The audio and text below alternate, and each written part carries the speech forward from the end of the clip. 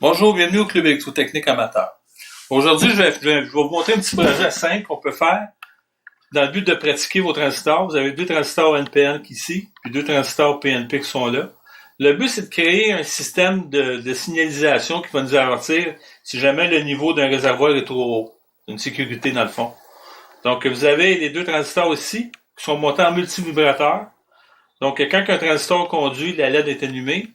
Et du même instant, l'autre LED est coupée. Donc, c'est jamais les deux en même temps, c'est toujours un après l'autre. La constante de temps, c'est 40 CK avec 10 micros.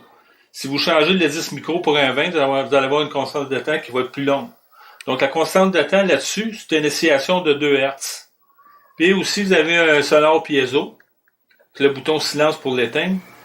Puis ici, si vous voyez bien, l'alimentation arrive, est amenée par les deux transistors NPN qui sont là, qui sont montés en Darlington, pour avoir un gain en courant et aussi pour s'assurer que le courant qui va circuler dans l'eau, qui est très minime, de l'ordre d'une couple de micros, de 10 micros à peu près.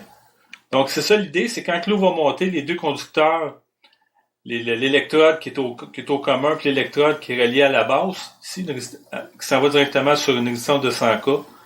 Donc va faire que les deux transistors vont s'alimenter. Ils vont fournir une tension d'à peu près 12 volts. Et vous allez avoir la lampe qui va sonner en même temps, puis la signalisation du clignotement de 2 Hz des deux transistors va se faire. Donc, c'est un peu le principe. Donc, je vais passer à la partie pratique. Donc, ici, j'ai un petit réservoir avec de l'eau dedans. Je vais relier le commun.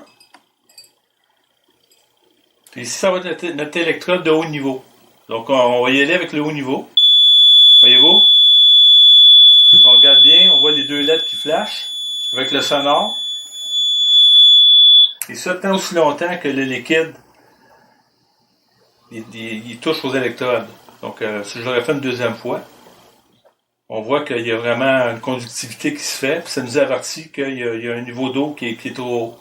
Donc, ça peut être pratique. Ça peut être installé dans un sous-sol pour protéger si votre son de pompe ne fonctionne pas. Ça peut être installé dans l'industrie pour des applications industrielles. Donc, c'est un petit schéma simple, un multivibrateur qui est très commun. Donc, merci là-dessus, à la prochaine.